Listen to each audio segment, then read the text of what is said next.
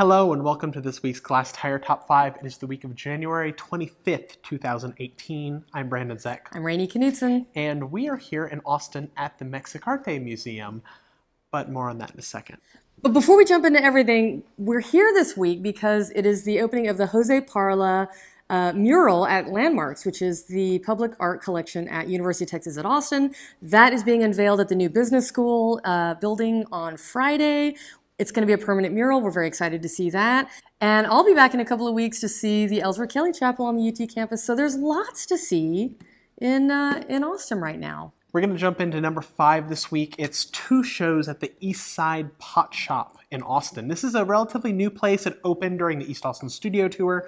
This exhibition, it's 2 exhibitions of Sister Hyde Ceramics, who is actually Margaret Meehan. Oh, that's what they meant by pot shop.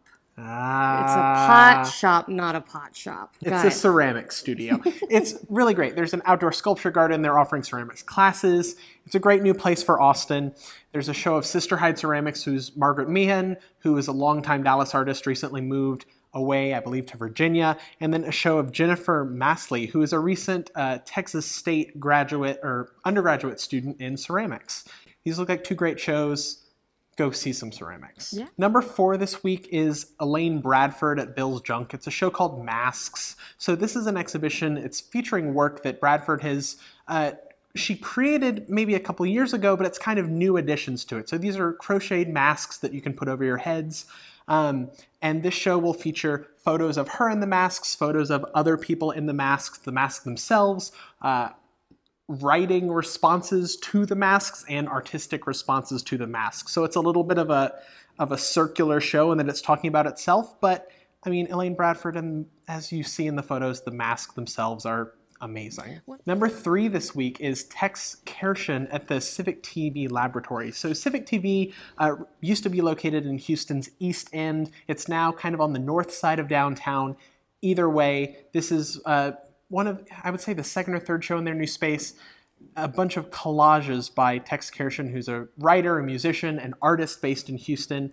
They're all done out of pages of magazines, so they're like pieces of mail or pieces of magazines that have been cut and collaged together. And you saw the show. I saw the show. It's a lot of really just funny, kind of witty, abstracted people. Or, again, I think we're running into a theme this week, monsterized people.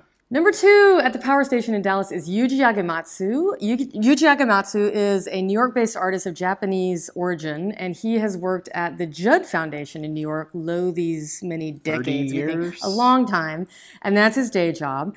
And when he knocks off at night and leaves the Judd Foundation, he goes around the neighborhoods of New York City at night and picks up trash, bits of all kinds of urban detritus.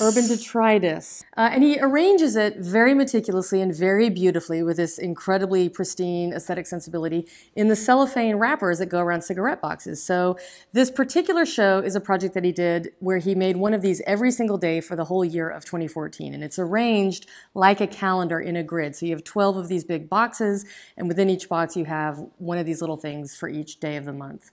And they're pretty remarkable little pieces. They really take on a life of their own. They're like weird little ecosystems or weird little terrariums. You know, pieces of gum and pieces of hair and pieces of fiber become amorphous living things. Yeah, which leads us to number 1 this week here at the Mexicarte Museum.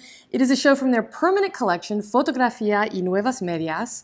They've pulled this work that's all about protest, some of it's political activism, some of it's environmentally focused. From their permanent collection. So who knew that Mexicarte had this huge permanent collection? We just had a tour and it was amazing. Lots of works on paper, lots of photography, but also masks, costumes, talavera, all kinds of stuff in their permanent collection here. The Mexicarte Museum is always doing really great traveling shows and temporary exhibitions, and one of those is on view right now in conjunction with this show called Desert Triangle Print Carpetas. It's artists who are living and working in El Paso, Albuquerque, and Tucson. So both shows opened this Friday night in Austin here at Mexicarte. It was such a treat to be able to prowl around their storage and see the stuff they have. I truly did have no idea that there was so much stuff here. Apparently they are hoping to be on the bond for this November's election here in Austin to get some funding so they can actually figure out what they've got and store it properly. So I encourage Austinites to support that when you do vote this November. And other than that, maybe you'll see more of it in the museum. Yeah, maybe you'll be able to see more of this amazing permanent collection when you come visit Mexicarte. And we hope you go see some art. Go see some art.